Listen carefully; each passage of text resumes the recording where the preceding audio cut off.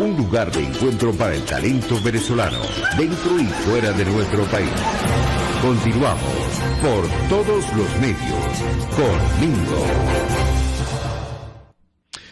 Amigos, vamos a esta hora a saludar a nuestro invitado, Alberto Ray, es consultor en estrategias para la gestión de riesgos. Alberto, un gran abrazo, ¿cómo estás? Un gran deseo de salud para ti, para toda tu familia, de parte del equipo del programa y de Radio Caracas. ¿Cómo te ha ido? Muy bien, Mingo, muchas gracias por la oportunidad y saludos a tu audiencia y a tu equipo. Mira, Alberto, nosotros promocionábamos este encuentro contigo, colocamos en las redes una inquietud. Hacer negocios con el crimen es un gran compromiso y la simulación de normalidad en el país requiere de muchos recursos. Hablemos de delincuencia y de crimen organizado.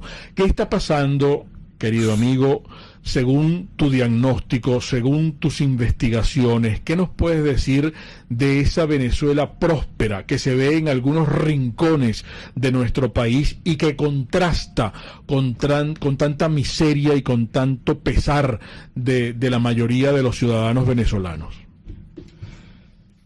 Bien, Mingo, bueno, menudo reto me pones por delante, ¿no? Pero vamos a ayudar un poco a la audiencia a entender de qué se trata todo esto, ¿no? Primero, creo que vale la pena definir un poco cómo opera la delincuencia organizada. Sí. Fíjate, toda delincuencia organizada, Mingo, es transnacional. Es decir, no hay delincuencia organizada exclusivamente limitada a las fronteras de un país. Las delincuencias se organizan y crecen y siempre desbordan sus fronteras. Por lo tanto, lo que nosotros vemos en Venezuela es producto de una segunda característica de la delincuencia organizada que crece en función de las redes, es decir, se convierte en una gran red o en una gran red de redes. La delincuencia organizada no opera usualmente con estructuras tremendamente jerárquicas, aunque hay jerarquías dentro de la delincuencia organizada, pero crece en función de redes. Eso es otro elemento clave, ¿no?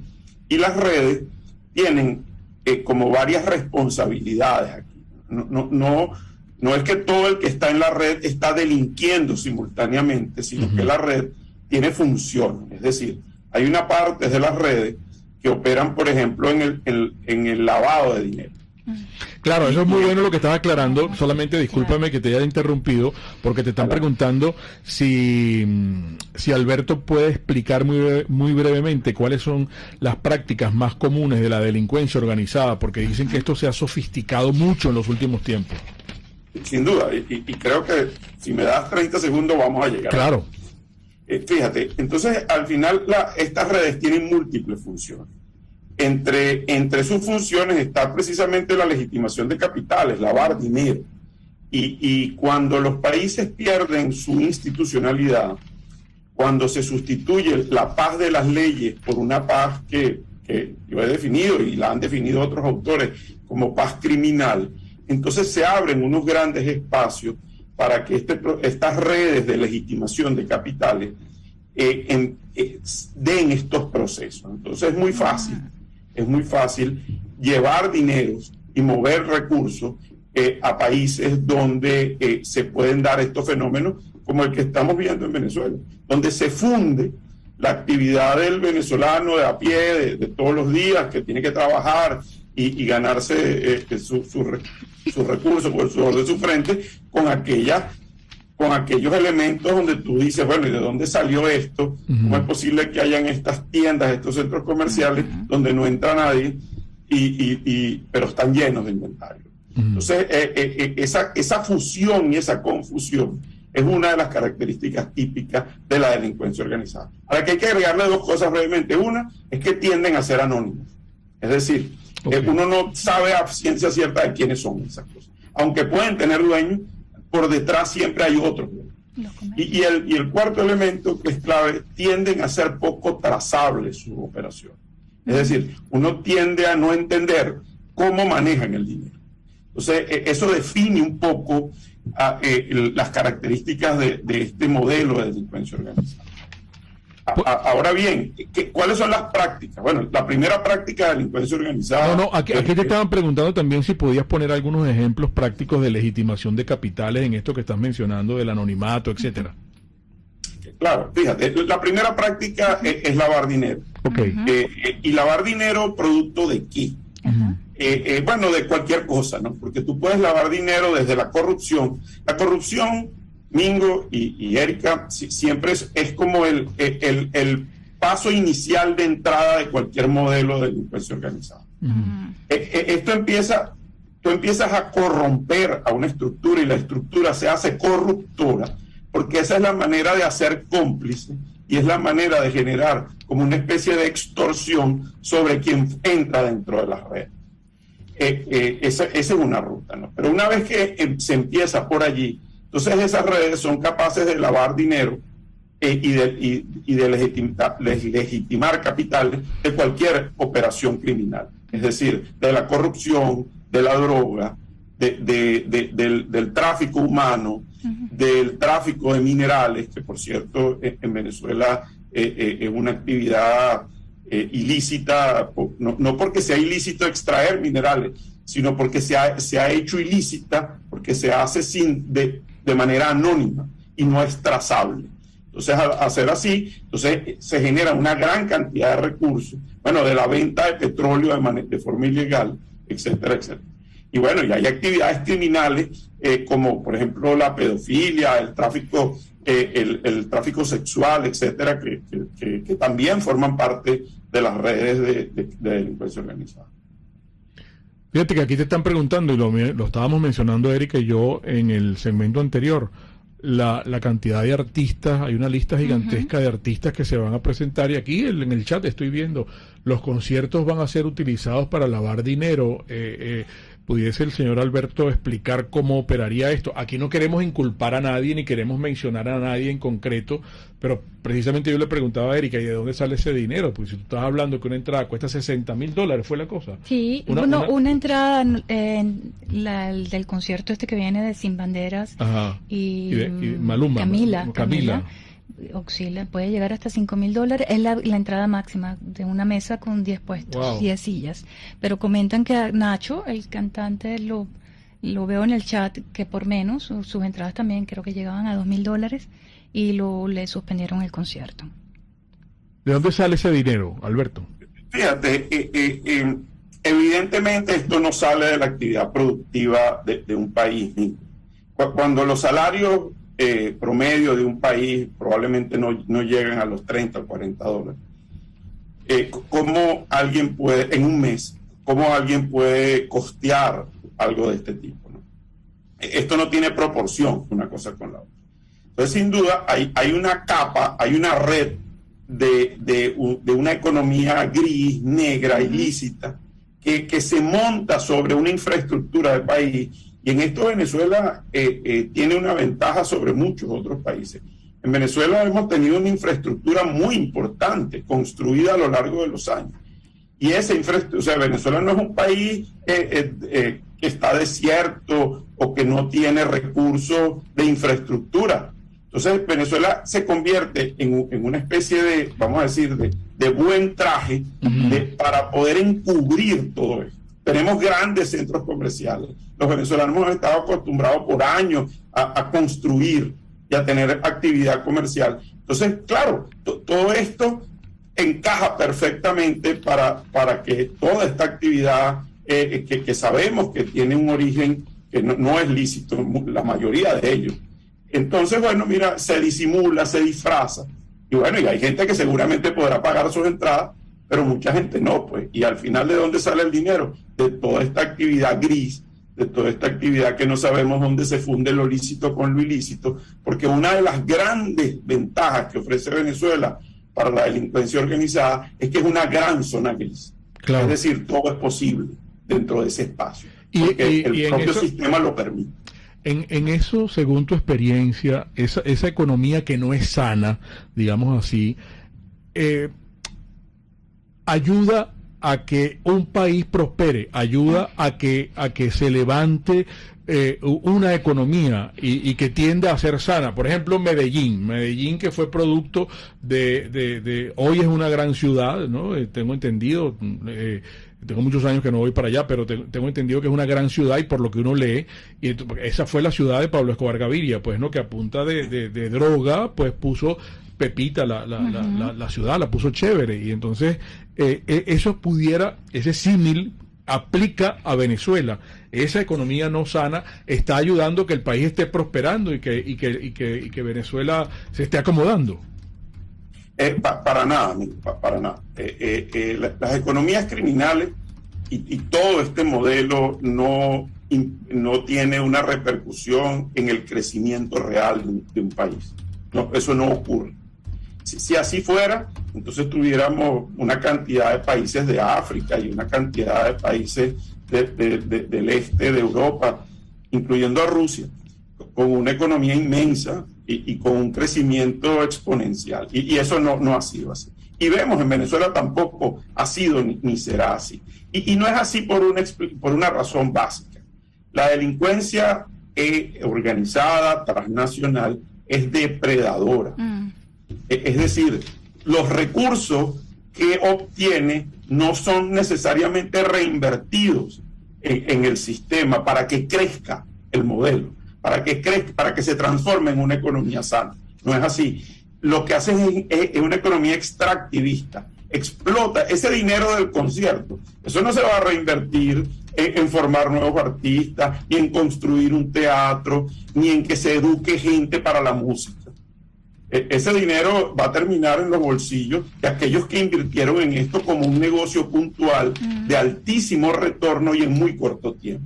Por eso es que la actividad comercial es una actividad preferida de la delincuencia organizada, porque tú inviertes dinero y lo recuperas muy rápidamente. Por eso es que los servicios públicos no los arreglan, porque tienes que invertir dinero y esperar 25, 30 años para recuperar tu dinero. Claro. Y eso no es posible en la delincuencia organizada. Es más rentable el negocio de la droga, es más rentable el negocio de las armas, es más rentable el negocio de la prostitución, es más rentable el negocio del lavado de dólares que el negocio petrolero o que el negocio del oro para un país, pues, ¿no? Pero vamos a dejar esto con puntos suspensivos. Hay muchas inquietudes de nuestros amigos oyentes para Alberto Ray, consultor en estrategias para la gestión de riesgos. Hoy Por Todos los Medios. Vamos a Máster, un intervalo comercial. En breve regresamos. Un espacio para formar la nueva opinión pública venezolana. Por Todos los Medios. Conmigo. Estación de servicio Terrazas del Club Hípico. No me canso en decirles que no es solamente gasolina, no solamente es gasolina. Bueno, amigos, la tienda de conveniencia, ahí usted encuentra absolutamente todo para su vehículo, para su carro. Y ellos siempre nos recuerdan un mensaje institucional. Yo, por ejemplo, el fin de semana estuve entre el municipio Baruta y el municipio Chacao, el fin de semana, y me tropecé, no es que digo que es lo habitual, con gente que no respetaba los semáforos, que no respetaba el rayado. Entonces yo decía, cónchale, ¿qué estará pasando? Mire, me pasó yo estaba en mi semáforo en verde y me correspondía mi tránsito, y me pasó una moto como alma que lleva el diablo por delante. Y yo decía, mire, este tipo es un asesino en potencia. Es un asesino en potencia. Él se estaba comiendo la luz y pasó. Bueno, aquí está el mensaje institucional de la estación de servicio de Terrazas del Club Hípico. Vamos a cumplir con las normas de tránsito. Estación de servicio Terrazas del Club Hípico, calidad y servicio de primera clase. Bueno, esto, amigos, que ustedes ven acá es la Colomba Pascuale, la Colomba de Pascua. ¿Qué les puedo contar? Una historia rapidita de la Colomba de Pascua. Esto es típico, un típico dulce de Semana Santa italiano. Lo comparan con el panetone, con el pandoro. Existen leyendas que remontan el origen de este dulce a la época lombarda. Hay una historia preciosísima, pero solamente les cuento que es desde 1930 que se ideó este dulce para aprovechar la maquinaria, la materia prima. ¿Saben quién lo hizo? La firma milanesa Motta. Pero la pastelería del Corso tiene la receta original. Y yo quiero que ustedes encarguen y disfruten de esta colomba de Pascua, que es como un panetone, pero como estamos en Cuaresma y viene la Semana Santa, en forma de paloma, en forma de Espíritu Santo, pues, de la paloma, que es una delicia con un café. La pueden encargar aquí, 945-8497. Recuerden que tenemos tanto pick-up como delivery. Pastelería del Corso, la pastelería italiana por tradición y excelencia. Bueno, hablemos de Produzca. Es muy importante, y yo estaba viendo en el post de Produzca, el más reciente, que nos recuerdan que debemos, amigos, estar a tono protegiéndonos en nuestros lugares de trabajo. Ustedes están interesados en ventas al mayor. Entonces, contacten a mis amigos de Produzca en www.produzca.com o en su Instagram @produzca.ve y piden el catálogo con todos los implementos actualizados de la protección óptica a las manos, auditiva, a la cabeza, respiratoria, al cuerpo, porque Produzca nos cuida en nuestros lugares de trabajo. Produzca es seguridad en tu empresa de los pies a la cabeza. Puedes seguirnos en nuestras redes sociales. En Twitter, @RCR750, la radio que se ve. RCR 750 AM. Porque lo bueno une. Un periodista espontáneo, frontal, observador, inconforme, con mucho que decir y escuchar. Regresamos por todos los medios conmigo. Alberto, le voy a pedir a Erika que te haga un compacto porque hay inquietudes muy interesantes que estábamos conversando aquí en el lapso de comercial.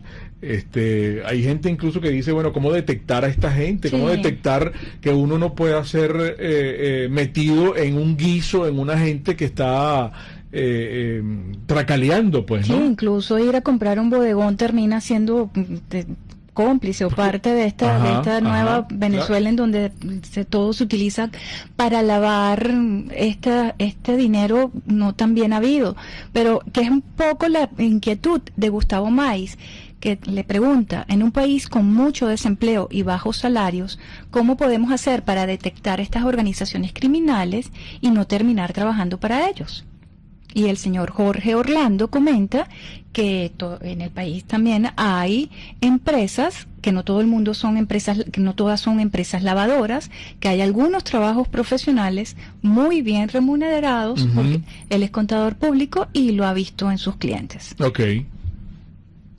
Sí, sin duda, Domingo y Erika, mire, y ese es uno de los grandes problemas, y una de las grandes ventajas. Por eso es que la delincuencia organizada es transnacional y está y es oportunista, además. Está todo el tiempo identificando, buscando dónde es posible que este tipo de cosas ocurran. Fíjense, voy a unir esto con un comentario que tiene que ver con las sanciones a Venezuela. Mucha gente cree que se sanciona al país o se sanciona a sus gobernantes o se sancionan algunas empresas del Estado, bueno, porque es una manera es como una manera de convertir la economía en un modelo de nueva guerra, es decir, ataquemos a un país porque no está de acuerdo o no es democrático, etc. El primer objetivo de una sanción internacional es proteger las economías de los otros países. Es decir, cuando los Estados Unidos sanciona a PDVSA, por ejemplo, lo hace porque PDVSA está demostrado, no lo digo yo, está demostrado en varios tribunales, y hay una cantidad de casos hoy en día que se dan con esto, que PDVSA era un modelo, era una empresa que lavaba dinero. Entonces, si tú no puedes meter en una empresa que de operación internacional a lavar dinero, porque va a distorsionar las economías de otros países. Entonces, por eso, esa es la primera razón de la sanción. Que después las sanciones se utilicen con fines políticos es otro tema, pero hay un sistema de protección sobre esto. De la misma manera, cuando vemos hacia lo interno, miren, evidentemente, por eso es que hay que tener muchísimo cuidado. Yo estoy convencido de que la mayoría de los venezolanos somos gente honesta y vivimos de nuestro trabajo. Pero basta que un porcentaje pequeñito de gente con muchos recursos entre en el mercado y empiece en un proceso de legitimación de capitales y a lavar recursos, es muy evidente. ¿Cómo los detectamos? Miren, yo creo que es tremendamente evidente. En un país donde prácticamente solamente 1 o 2 de cada 10 personas puede tener un vehículo, y entonces hay una persona que tiene un vehículo que vale 300 o 400 mil dólares. Ustedes me dirán si eso, ahí no hay una señal. Uh-huh.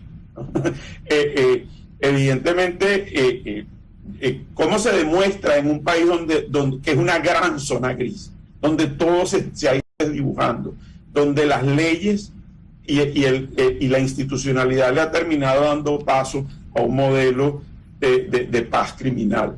Entonces, los venezolanos estamos en... Esto es completamente asimétrico.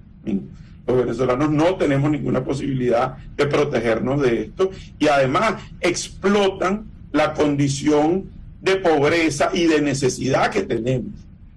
¿Por qué? Porque todo el mundo necesita consumir, todo el mundo necesita comprar alimentos. Entonces se funde aquel que produce legalmente con el sudor de su frente con aquel que no lo hace, y bueno, uno se ve atrapado en estas redes anónimas no trazables, porque eso es lo que le da ventaja a esta delincuencia organizada. No es fácil esta situación, y eso requeriría primero voluntad desde el propio Estado para poder combatir este tipo de cosas. Tú te referías a Medellín. ¿Qué pasa con Medellín? Efectivamente, Pablo Escobar invirtió y desarrolló Medellín. Por cierto, con unas tasas de homicidio en ese momento impresionantes. Uh-huh. Pero cuando se salió de ese modelo 1.0 de delincuencia organizada de Pablo Escobar, Colombia institucionalmente, en la medida que pudo, tomó control de la ciudad. ¿Y qué fue lo primero que hizo? Hizo la gestión pública transparente. Uh-huh. Entonces, la gente puede saber en qué se gasta el dinero de una ciudad. Claro, en Venezuela eso es posible. Eso no es posible. Aquí no es posible. Por ahí van las cosas. Fíjate, te preguntan en tu discurso hasta los momentos se trasluce que grupos criminales se adueñaron de Venezuela. Uh-huh. ¿Cómo tú que eres experto en esto, cómo salimos de esto? ¿Cómo se sale de esto? ¿Cómo superamos esta situación en la que estamos inmersos los venezolanos? Porque estos grupos criminales secuestraron el país, desinstitucionalizaron absolutamente todo. Todo está cooptado por el grupo criminal que malgobierna y que se cogieron el país para ello. Pero la mayoría de los venezolanos estamos aquí como espectadores, sin saber qué hacer, porque además en 20 años prácticamente la gente siente que lo hemos hecho todo y hemos fracasado. Y los que están en Miraflores son los que siguen mandando a diestro y siniestro. Sí. Mira, amigo, hay venezolanos que sí saben lo que está pasando y que se aprovechan de esto. Y hace poco lo vimos en una fiesta en un tepuy, por ejemplo. A los venezolanos, a los venezolanos de bien, que somos la mayoría, lo que nos queda por ahora es el recurso de la sanción moral. Y yo creo que en el caso del tepuy lo hicimos muy bien, porque hubo una reacción del país en contra de algo que es absolutamente, además decadente, pero por otro lado es una burla, es restregarnos en la cara a los venezolanos algo que nosotros no somos. Ahora, cambiar esta situación de raíz requiere un esfuerzo desde adentro del país y desde la voluntad política de cambio, que pareciera que por lo pronto es difícil. Pero también hay, así toda delincuencia organizada es internacional, también hace falta que los venezolanos y que hagamos un esfuerzo porque nuestros aliados internacionales nos ayuden en este proceso. Y aquí hay que convocar a gente para que también opere en los países que nos rodean y nos faciliten esto. Sigue habiendo en una cantidad de países vecinos del continente e inclusive en España, en Portugal, etcétera, donde hay venezolanos que lavan dinero o que viven producto del dinero lavado en Venezuela. Entonces, oye, yo creo que ha llegado la hora un poco también de empezar a diferenciar el trigo de la paja, ¿no? Y eso es una misión que a veces los venezolanos tenemos que hacer sentir. Pero no se necesitarían algunas acciones más contundentes, sí, Alberto, porque esto de las organizaciones internacionales, o por ejemplo esto que tú decías de la sanción moral, vamos a poner un ejemplo, Gorrín, dueño de Globovisión, escondido, uno de los tipos más buscados, pero internamente, tú le dices a cualquier político, lo invitas a un programa de Globovisión y bueno, se va a pulir las uñas y a echarse laca en el pelo y a maquillarse porque va a salir en Globovisión. Entonces, ¿dónde está la sanción moral? ¿Dónde está la sanción moral de cualquier persona? Los empleados que están allí en Globovisión saben quién es Gorrín, saben quién es y por qué está buscado. Ahora, ¿de qué sirve también que esos organismos internacionales tengan un listado con la foto? Se busca tantos miles de dinero por la cabeza de fulano, si igual tú que hablas de sanciones, burlan las sanciones y hacen lo que le da la gana. Sí, tienes razón, mira, y te voy a decir algo.